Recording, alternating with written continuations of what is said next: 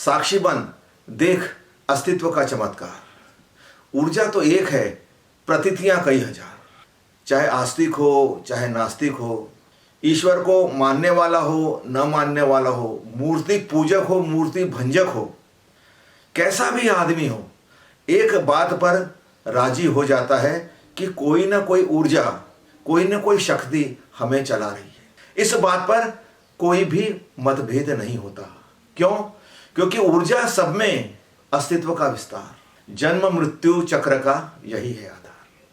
क्योंकि साफ साफ दिख जाता है, जन्म हमने लिया नहीं, मृत्यु हम कोई चाहता नहीं, जीवन चलते रहता है। तो कोई ना कोई चीज तो ऐसी है जो हमारे अंदर काम कर रही है, हमें जीवित रखती है, हमें लाती भी है, हमें इस दुनिया में रखती भी है और हमें ले भी जाती है। तो जन्म मृत्यु चक्र का आधार होने की वजह से क्या होता है, आस्तिक नास्तिक में कोई भेद नहीं रह जाता। फिर हम ऊर्जा की कई प्रतीतियां देखते हैं।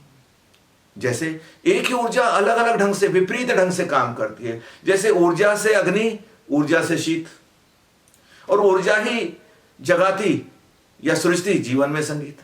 आप देखिए, ऊर्जा से ही अग्नि और ऊर्जा से ही शीत होती है। आप देखिए, आप हीटर भी जलाते हैं तो एक ऊर्जा काम करती है, आप रेफ्रिजरेटर भी चलाते हैं, आप कूलर भी चलाते हैं तो एक ऊर्जा काम करती है।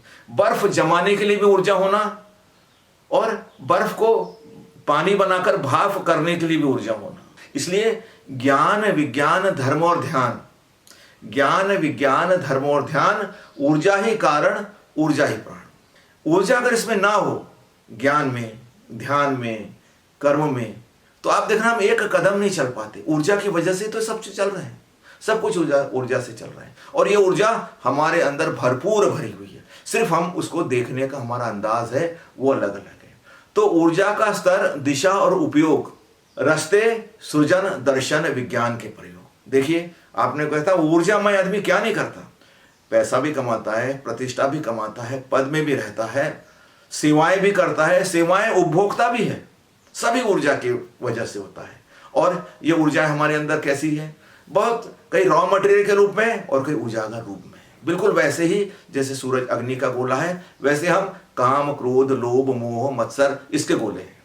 तो काम क्रोध लोभ मोह मत्सर ऊर्जा की दशाएं, ऊर्जा के स्वर, ऊर्जा की दशाएं हैं हमारे भीतर।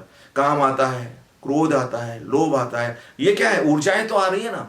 और उसके बाद यही ऊर्जाएं करना जाने कहां चली जाती है। कुछ समय पहले थी, कुछ समय पहले क्रोध से उबल रहे थे, कुछ समय बाद शांतिपूर्ण बात करने लगे। कुछ समय पहले ऐसा था, लोभ के मारे मरे जा रहे थे, अब ऐसा है दान देने के लिए हुए जा रहे हैं। क्या है ये, ऊर्जा के स्तर है। तो काम क्रोध लोभ मोह मद मत्सर ऊर्जाएं सदैव जागृत, सदैव तत्पर।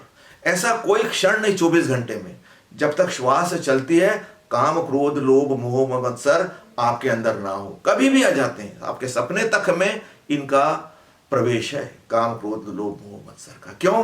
क्योंकि ऊर्जाओं का स्तर है। अब इन्हीं ऊर्जाओं की वजह से तो फिर हम ऊपर उठते हैं। तो काम क्रोध लोभ मोह मत्सर पनपती सभी ऊर्जाएं तेरे भीतर। तो ये ऊर्जाएं कहाँ हैं? किसी दूसरे इसमें है? नहीं, हमारे अंदर ही है। हमारे अंदर हम बिल्कुल, हमें पता है। बाकी ईश्वर के बारे में या अन्य चीजों के बारे में हमें जानकारी हो ना हो, लेकिन इन संवेदनाएं, इन 5-6 संवेदनाओं के बारे में हमें पूरी जानकारी। हमारे प्रतिशोध लेने की भावना, हमारी जेलस होने की भावना, ये सब हमें याद मालूम है बिल्कुल। तो ये सब ऊर्जाओं के रूप है। यही ऊर्जा के रूप जब हम परिवर्तित होते हैं तो दूसरे स्थान पर जाकर ये दूसरा आचरण, दूसरा व्यवहार और दूसरी आदत अपना ले। इसलिए अंत में क्या लगता है कि आत्मा, परमात्मा, ईश्वर सब शब्दों का खेल, ऊर्जा ही तुझमें वास्तविकता का खेल। क्या है ये?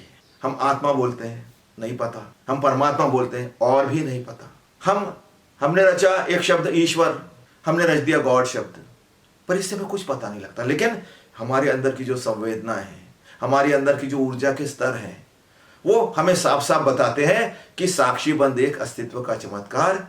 ऊर्जा तो एक है, प्रतीतियां कई हजार।